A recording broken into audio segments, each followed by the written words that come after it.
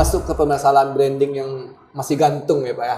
Apa yang harus kita lewati untuk implementasi brand DNA? Kalau dipresentasikan itu 10% lah dari branding itu sendiri. 10%? 10% Harus ditanam di dalam diri konje ini. Apa Pak Den? Ini ngapain dia? Oke, Assalamualaikum warahmatullahi wabarakatuh. Waalaikumsalam warahmatullahi. Tiba saatnya kita untuk melanjutkan cerita-cerita, bukan materi Pak Wan, menggurui itu Pak. Kalau materi beko sok paten lo kecek orang kawan. Cuman ini bisa jadi bahan lah untuk pertimbangan lah untuk cerita desain. cerita. Kita masuk ke permasalahan branding yang masih gantung ya Pak ya. Ya, karena branding itu pembahasan panjang dan komprehensif pada Jadi kemarin kita udah membahas tentang brand blueprint, brand delivery, sampai brand evaluation. Ya kalau cuman itu tuh nggak selesai Pak. Ya. Tuh saya sebagai orang yang agak suka penasaran atau banyak keresahan, banyak pertanyaan yang ada di kepala Pak. Lanjutkan Pak. Penasaran pada. Nah, iya Pak. Awak sampai kini walaupun ya bisa dikatakan termasuk ya bagian praktisi gitu ya. Praktisi lah. Akademisi. Ya, cuman ya pengen tahu Pak. Belum selesai permasalahannya, rasanya belum puas. Takut salah paham nanti orang-orang jadinya kan. Harusnya kita tuntaskan Pak. Lanjutkanlah ceritanya itu Pak. Oke Pak. Kan ini sponsor Pak Wana. Mudah-mudahan Pak. Mudah-mudahan, amin. Jadi kemarin kan ya brand tahapan brand 3 siklus brand ya. Brand blueprint, delivery dan evaluasi. Itu fundamentalnya. Ya, rodanya gitu. Asroda lah gitu ya. Asroda. Nah, kalau tahapan yang digerakkan oleh Asroda tadi, tahapan-tahapannya adalah sebelum membahas kita satu persatu masing-masing brand blueprint itu apa saja gitu ya, pada sebelum kita membahas itu, kita membahas tahapan dalam branding itu sendiri. Programnya apa yang harus kita lewati untuk implementasi brand DNA. Ya. Sebelum maaf ya Pak, saya potong Pak. Sebelum Bapak masuk ke sana, ya kadang sempat nih saya nanya-nanya ke mahasiswa juga Pak ya. Kadang mereka salah paham Pak. Pak, saya bikin logo dan mempromosikannya Pak. Itu udah branding katanya Pak. Apakah betul itu Pak? Oh, saya bikin logo. Ya, terus logo itu diaplikasikan ke media-media kayak untuk apa namanya? Bajunya lah, baju karyawan, terus untuk kop surat segala macamnya. Ya, itu apakah udah branding itu Pak? Apakah dia dilandasi brand blueprint atau tidak? Karena promosi atau perancangan logo itu bisa saja tidak dilandasi oleh blueprint tadi. Dia bisa saja bikin logo sudah tuh udah. Kan identitas perusahaan ya Pak, dia pasti. Ya, identitas adalah salah satu dari sebuah logo branding ya, piranti branding ya. Tapi logo kalau dipresentasikan itu 10% lah dari branding itu sendiri. 10%? 10%. 90% banyak lah ya Pak. Nah, 70% adalah rumusan kalau branding. 70% rumusan. Maksudnya rumusan ini perencanaan. Bikin blueprint tadi, bikin program, baru delivery. Delivery 20% berarti? Delivery 20%. Seketek Pak. Promosi itu. Nah, itu dia. Banyak orang tidak memahami itu. Sehingga belum siap, masih masih prematur perencanaan itu, tapi sudah dieksekusi terburu-buru sehingga tapi ada juga karena ini hebatnya branding ya Pak Demet. Karena tahapan ketiga ada evaluation. Nah, maka semuanya akan masuk ke ranah evaluasi tadi. Evaluasi perbaiki, kan gitu. Jadi eksekusi terlebih dahulu. Cuman blueprint ini yang paling penting, yang paling fundamental dari sebuah brand adalah blueprint. Ya. Kalau blueprint itu kan semua dalam 4DEP ini ya, itu blueprint yang kita munculkan. Contoh ya, Pak Dep. Agak tamanung ada cerita apa, Pak? Apa tamanung ini enggak ngerti atau gimana? Bukan, Pak, tapi emang lagi mencoba menghisap lah. Iya. Menyerap, Pak, bukan Jadi menghisap. gini, Pak Dep. Pertanyaan ya. Untuk apalah kira-kira Pak Dep hidup di dunia ini? Sampai dah ke sini. Tuh. Itu di dalam diri Pak Dep tuh. Harus ditanam Di dalam diri konce ini. Apa Pak Dep? Ini ngapain dia? Iya. Nah, itu intermezzo Pak Dep. Iya. Ya, sebuah brand contohnya. Brand ini brand nih. Ya, kan sampai brand ini, Pak. Ya. GR nya atau Ya, ini brand nih kan. Ya. Kenapa dia mesti ada di antara itu brand nama brand juga. Bukan di antara air. Di antara air mineral yang sudah ada. Air kemasan. Iya. Air mineral dalam kemasan. Kenapa ada merek? MDK. Nah, itu istilahnya pada. Untuk apalah dia hadir lagi setelah banyaknya kompetitor yang sudah ada ya. Apa perlu saya lagi di dunia ini kan gitu. Kalau saya dibeli orang alhamdulillah, kalau tidak matilah saya katanya kan. Bangkrut. Seperti pertanyaan tadi, apa sesungguhnya tujuan Pak Dep hidup? Itu harus dituangkan dalam brand blueprint Pak Dep. Nah, visi misi, Pak. Visi misi yang dilandasi oleh karakter. Sudah tahu, sudah kenal Pak Dep sama diri Pak Dep. Siapa sesungguhnya saya nih, Dev Rizal Saputra ini? Pak sebutin nama. Iya Pak. Ya. Wah, gitu bisa mana? Bisa. Kan? Salah tuh Pak. Nah, itu tuangan dari brand blueprint. Ya. Ada juga essence misalnya. Essence itu kan yang biang Pak Dep. Biang. Kalau ndak bantu itunya ndak si Dep tuh dong. Nah, itu biangnya Dev Rizal. Kalau esensi pada rasa kalau apa kan? Kalau di minuman dikasih biang tuh rasa itulah, buah itulah dia. Nah, esensi. Nah, itu pembesaran karakter, personality itu yang kita rumuskan ya. Dirumuskan pada. Itu brand blueprint. Nah, cara merumuskannya seperti apa? Kan gitu. Gitu pada.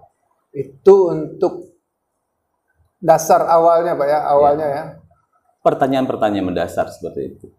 Pertanyaan sederhana, menjawabnya perlu pemikiran, perlu riset yang mendalam, bahkan perlu beberapa waktu untuk mencoba menggali lagi gitu ya. Tadi kalau kita balik ya, caranya adalah ya berempati dan melakukan riset ya dengan mendalam lah gitu. Panjang nanggok Pak. Agak apus sedikit Pak. Kayaknya kalau gini Pak ya, saya aja bisa dikatakan sudah alumni lah kan ya. Masih susah juga untuk memahaminya. Apalagi mahasiswa yang jarang datang atau dosen menerangkan di depan tuh dia main HP kan. Jadi ini kayaknya butuh perhatian yang sangat intens menurut saya Pak. Jangan sampai tidak masuk kelas atau apalagi berbicara dalam kelas. Ya, makanya branding ini kalau di perkuliahan dia ada di yang paling akhir. Mata kuliah studio DKV yang keempat. Berapa? Enggak Pak. Yang keempat. Yang keempat. Ya. Yang pertama desain identitas visual, ya. Yang kedua desain informasi visual, yang ketiga desain komunikasi periklanan, baru branding. Baru branding. Berarti sudah matang di DIV, sudah matang di identitas visual, komunikasi periklanan, baru branding. Baru branding. Karena membutuhkan banyak piranti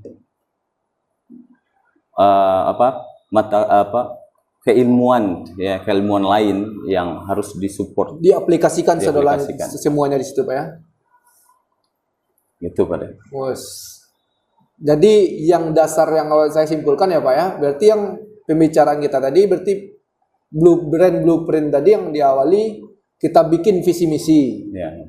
Kita, Bagaimana menentukan visi misi harus kita ketahui juga kan. Pak, maksudnya Pak? Bagaimana cara merumuskan visi misi? Ya, visi misi ini maksudnya ini kayak sama dengan visi misi fakultas atau UNP atau apa nih? Iya, gini pada visi misi itu kan kalau visi lah kan Ya. jauh ke depan. Ya. Jauh ke depan. Bagaimana untuk jangka panjang ya? Jangka panjang. Jangka panjang. Untuk apa kita ada itu visi. Visi. Ya. Nah, pertanyaan cara menjawab untuk apa kita ada itu kan tidak sesederhana menjawab menentukan visi misi juga saja.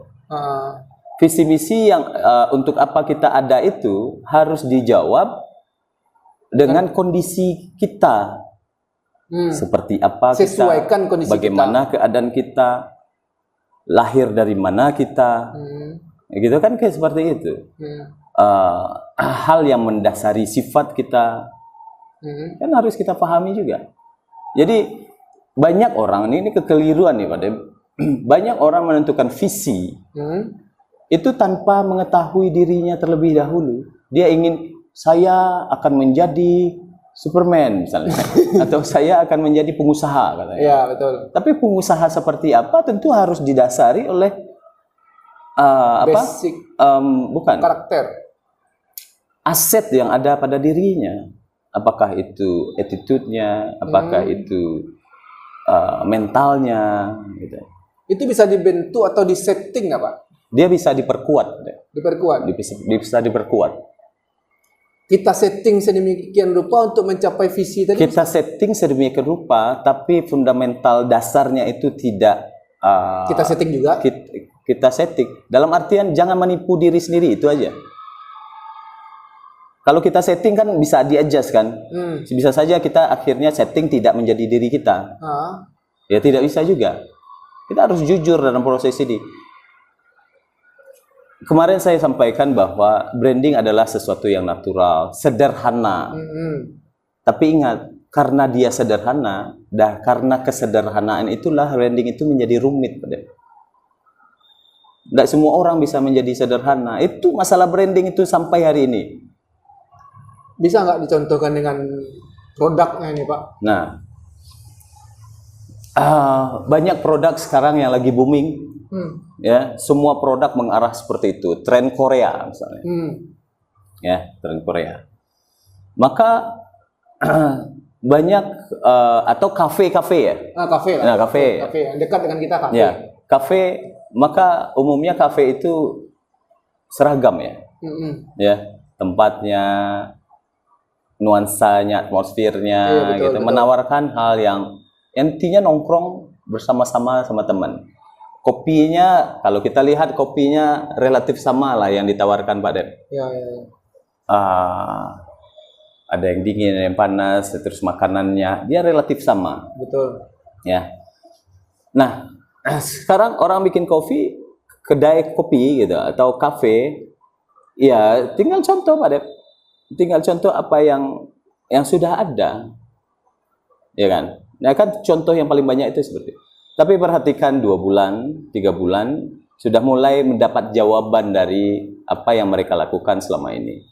Balik ke kedai kopi biasa dia. Nah, ini pengamatan kita terutama di kota kita gitu ya. Nah, kebanyakan seperti itu. Itu efek dari ya kelatahan tadi, tidak menjadi diri kita sendiri. Ada saya menarik Pak Dep. Di sebuah kedai kopi, kafe lah, tapi sangat sederhana di pinggir kota kita ini. Ketika kita datang, kita diarahkan kepada rak buku besar. Ada pustakanya gitu. Ada perpustakaan. Dan ambil satu buku yang kita minati, yang akan kita baca di kafe itu, baru bisa kita pesan minuman itu, makanan itu. Diharuskan membaca buku dulu? Enggak, membawa buku itu untuk sebagai teman ngopinya. Ya, jadi kita baru dilayani kalau sudah membaca buku itu. Itu kan sebuah konsep yang belum ada, itu sebuah konsep yang mungkin lahir dari keresahan si owner, konsep dari concern, ketertarikan si owner. Maka lahirlah kedai dia yang memang dekat dengan ketertarikan dia, membaca gitu. Nah, itulah contoh. Berarti ngopi kalau nggak baca nggak di situ ngopi Pak ya? Maka akan lahir kafe-kafe yang berkonsep seperti itu. Tidak seragam dari ujung ke ujung sama saja. Nah, itulah. Itu brand experience-nya tuh Pak. Brand experience. Ya, perwujudan dari esensi tadi. Apa namanya? Blueprint dan delivery, penyaluran ya, pengimplementasian, kemudian experience, baru dievaluasi. Jadi tahapan dasar kita melakukan branding tadi, kita tentukan visi dan misinya, terus kita. Jadi gini-gini aja lah. Kalau satu persatu kita bahas, panjang lagi. Tapi ketahui sajalah bahwa dalam brand blueprint ada penentuan visi. Visi itu analoginya adalah apa tujuan Pak Dep hidup, bukan apa tujuan Pak Dep kuliah ya. Bukan tujuan Pak Dep apa tujuan Pak Dep kuliah, apa tujuan Pak Dep bekerja, bukan itu. Apa tujuan Pak Dep hidup? Itu pertanyaan visi itu. Beda kan? Beda Pak, beda. Kalau kuliah ya ada jangkanya. Iya. Kalau kerja ada jangkanya. Kalau hidup tuh memang untuk selamanya Pak ya? Hidup itu ya untuk hidup secara esensi keberadaan kita. Begitu juga sebuah produk, esensi keberadaan produk itu untuk apa? Nah, inilah yang membuat orang kurang jadi branding itu ke arah seperti ini, orang malas pada kurang populer kalau branding ala-ala ini. Orang maunya yang ada duit, kemudian promosi besar-besaran, promosi brutal gitu. Terus kemudian ya tiru kafe-kafe yang sudah ada, menjadi orang lain. Nah, lakukan monopoli ya. Iya bisa jadi, tapi kalau monopoli itu kan beda area lah. Beda area ya. Itu, berarti untuk pertama ini mungkin pas rasanya tuh Pak. Kesimpulannya kita tentukan dulu untuk apa kita hadir. Ya, terus siapa diri kita? Siapa diri kita? Ya menjawabnya itu harus spesifik berarti Pak. Ya harus kita. Maksudnya tuh biar kita menjadi beda dengan yang lain, berarti jawabannya itu harus spesifik mungkin. Iya. Ya, supaya lebih kuat. Lebih kuat, Pak ya. Ya. Ibaratnya kayak gini, ada orang yang belum tahu siapa dirinya, kemudian diajak temannya untuk karaoke, mau saja. Apa lagi? Narkoba akhirnya mau juga, miras akhirnya mau juga, terus ke masjid. Ya jadi malas dia, kemudian nah ini macam-macam lah, karena tidak ada jelas kehidupannya, tidak ada jelas tujuannya. Itu kalau di personal branding tipikal yang kayak gitu jadi lebih sulit. Sebenarnya Pak Dep salah tema mungkin branding ini. Betul, Pak. Karena gini Pak Dep, branding adalah fundamental. Makanya saya katakan sekali lagi, dia adalah sesuatu yang fundamental. Arti fundamental tersebut dia komprehensif, meliputi banyak hal. Kalau di analoginya dia seperti kehidupan yang sangat sederhana saja. Maka cara mengupasnya itu juga harus pelan-pelan pada. Saya juga agak khawatir juga menjelaskannya, karena takutnya nanti jadi rumit ya. Padahal saya tidak mau branding ini dianggap rumit, dianggap mahal. Saya paling anti branding itu mahal. Sesuai konsep kita kemarin Pak ya. Oke lah Pak. Mungkin untuk kali ini mungkin kita cukup sampai di situ permasalahannya, karena kita udah, yang penting dari branding tadi adalah menentukan visi, tujuan kita tadi. Ya. Dan mengenali diri sendiri. Mengenali diri sendiri. Jika masih ragu dengan apa namanya dengan Ada pertanyaan. ada pertanyaan, silakan taruh pertanyaan di kolom komentar, akan kita lanjutkan minggu depan. Terima kasih. Oke Pak ya. Sip, Pak. Assalamualaikum warahmatullahi Terima kasih. wabarakatuh. Waalaikumsalam warahmatullahi wabarakatuh.